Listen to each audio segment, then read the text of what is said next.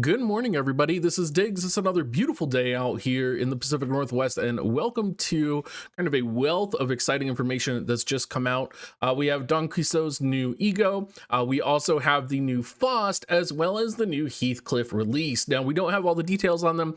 We do have their abilities, but we don't have like skill power and coin power and such. But let's go ahead and dig in. So first off, we're going to be starting with probably the most exciting unit that everybody is hyping up right now. The one Who Grips, which is going to be Faust's first 3-star form.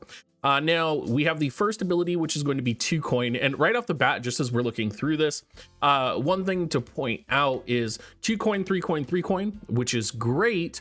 And then we also have Nails Fanatic, and then we have a new passive or a new debuff called Gaze. So what Gaze does is the affected unit takes more damage from Pierce and Blunt skills for 1 turn. I like this debuff just because it feels to me that a lot of times we get like just Pierce debuff or just Blunt debuff, and it's not the most effective, or it doesn't fit a unit's entire kit, right? Faust being a unit with both Pierce and Blunt, this is going to be a debuff that's viable for any of Faust's attacks, as well as if you're putting it on a boss, you're going to be able to benefit a lot more allies. The ally that defeats the marked unit heals sanity. If the ally is from N Corp, they also gain Fanatic next turn, which is going to be pretty powerful. Now, taking a look at her passive, at the start of the combat phase, heal allies with the lowest SP 4 SP. If the ally is from N Corp, also apply Fanatic, which is a reasonably good. Like, you always want Fanatic if you are running with your N Corp brothers and siblings. The support passive, at the start of the combat phase, heal the ally with the lowest SP for SP.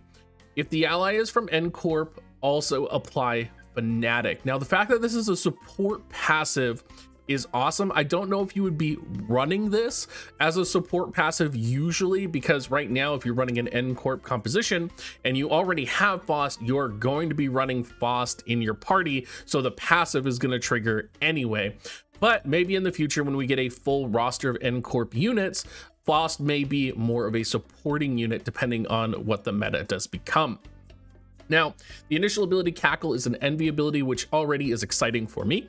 Target loses SP on the Clash Victory, and on hit, inflict nails and inflict bleed.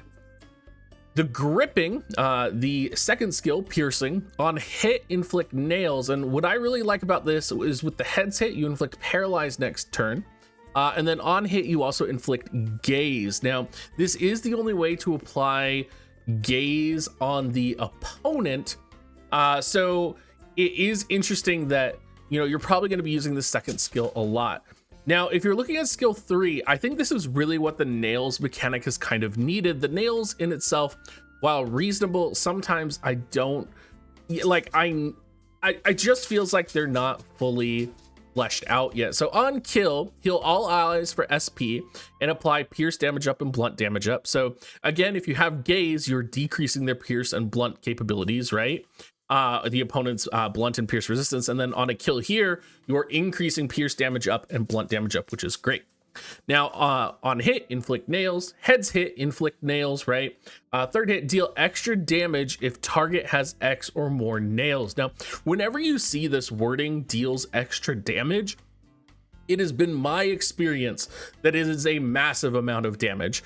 Just from the wording, I know Gregor has an ability like this, and the new Heathcliff also has a description like this. So I am expecting Faust to be reasonably powerful. I imagine having bleed, having nails, you'll probably be able to just slide her in. And I think what really makes her shine as a unit is one, the paralyze, but also access to gaze, as well as killing units, giving pierce damage up and blunt damage up, because that's going to make her viable in like 5v5 where you're just killing opponents, and then it's going to make her viable in boss battles as well. Now, the question, of course, is going to be, how often are you going to win clashes? What are the power levels here that we're working with? These are kind of the things we're going to have to think about and reflect as we are looking at Faust when she is fully released here later this week. Heathcliff, N Corp Klein Hammer, Heathcliff. So he is going to be a 2-star. Take a look at his passive. When an ally is defeated, lose SP and gain blunt power up next turn. Don't like it. You're going to be relying on an ally being defeated, is never good. Support passive, one ally with the highest speed inflicts additional nails. Now this is interesting. I don't really know if I could see this being useful, but I'm not fully sure how it's going to be useful yet. I would have to break down the unit speeds from N Corp already, and it would have to be an N Corp unit with a high speed. So I think you could see the support passive actually being utilized here. Now, primary ability, gawky nailing. So one heads hit inflicts nails next turn. Tails hit inflict bleed. On hit inflict bleed. Now he is piercing and striking here.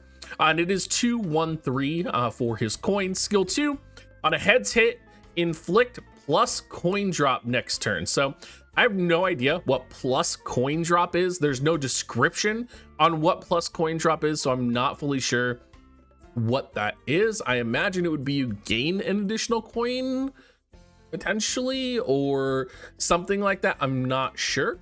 Or maybe like you re-roll a coin if it fails or something.